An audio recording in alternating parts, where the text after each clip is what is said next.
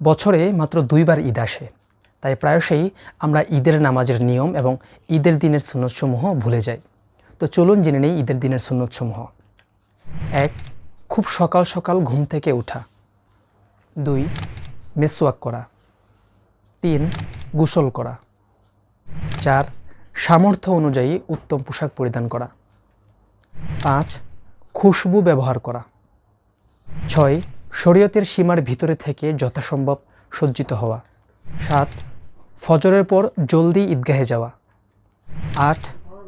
ঈদুল ফিতরের দিন ঈদগাহে যাওয়ার পূর্বে খেজুর খুরমা অথবা অন্য কোনো মিষ্টি দ্রব্য খাওয়া।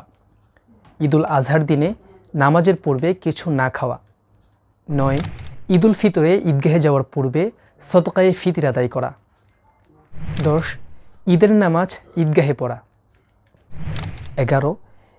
ঈদগাহে হেঁটে যাওয়া। 12.